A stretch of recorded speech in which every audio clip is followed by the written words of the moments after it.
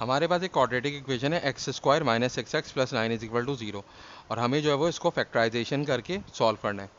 तो देखें हम जो है वो यहाँ पे अलजेब्राइक आइडेंटिटी को यूज़ करके फैक्टराइजेशन करेंगे। तो हम जो आइडेंटिटी यूज़ करेंगे वो है हमारे पास A square minus 2ab plus B square is equal to A minus B whole square. तो देखें इस फॉर्मूले को हम यहाँ पे कैसे अप्लाई करेंगे। सबसे पहले तो देखें हमारे पास एक्स स्क्वायर लिखा हुआ है ए स्क्वायर की जगह पर। इसका मतलब क्या है कि ए की वैल्यू क्या है, एक्स है, तो हम इस एक्स स्क्वायर को ब्रैकेट में लिख लेंगे। फिर माइनस 2a, तो 2 लिखा हमने, और फिर क्या लिखा, a लिखा। a जो है हमारे पास x है, और b की वैल्यू कैसे आएगी हमारे पास। हम क्या करेंगे, अभी इस b को रहने देते हैं, प्लस बी स्क्वायर को हम देखते हैं, यानी कि लास्ट में जो है हमारे पास। तो बी स्क्वायर की जगह पे 9 है, और 9 किसका स्क्वायर होता है, तो 3 का स्क्वायर होता है। तो हम यहाँ पे 3 लिख देंगे और इसके ऊपर लगा देंगे स्क्वायर। तो इससे क्या पता चल गया हमें कि बी स्क्वायर की जगह पे 3 स्क्वायर आ रहा है, मतलब बी की वैल्यू 3 है, तो यहाँ पे भी हम 3 लिख देंगे। और अगर हम इसको मल्टीप्लाई करके देखें तो -2 और 3 को मल्टीप्लाई करेंगे तो -6 आ जाएगा।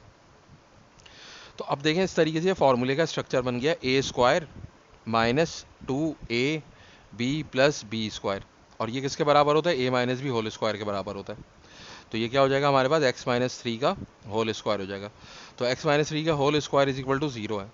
अब देखें अगर कोई चीज़ स्क्वायर लगा हुआ होता है किसी के ऊपर, तो इसका मतलब क्या होता है, जैसे मिसाल के तौर पे ए स्क्वायर है, तो ए स्क्वायर का मतलब है ए मल्टीप्लाई बाय ए। तो एक्स माइनस 3 के होल स्क्वायर का क्या मतलब होगा, x minus 3 multiply by x minus 3 is equal to 0। तो यानी कि ये दो फैक्टर्स का प्रोडक्ट जो है वो 0 है। तो या तो एक्स माइनस 3, ये वाला एक्स माइनस 3 0 होगा, या ये एक्स माइनस 3 0 होगा, यानी कि असल में ये एक ही बात है।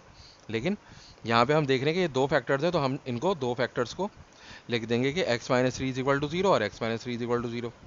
तो एक्स की वैल्यू क्या आ जाएगी, 3 आ जाएगी, -3 उधर जाके +3 हो जाएगा, तो 0 + 3 3 हो जाएगा। और सेम इसी तरीके से यहाँ पर भी एक्स की वैल्यू 3 आ जाएगी। तो देखें ये जो रूट्स आ रहे हैं हमारे पास, या सोल्यूशन जो आ रहे हैं, ये क्या है, ये इक्वल है, या हम इनको रिपीटेड रूट्स भी कह सकते हैं, या सेम रूट भी कह सकते हैं। तो जो है वो फैक्टराइजेशन के ज़रिए हमने आइडेंटिटी को यूज़ करके इस इक्वेशन को सॉल्व किया, और हमारे पास इक्वल रूट्स आ रहे हैं।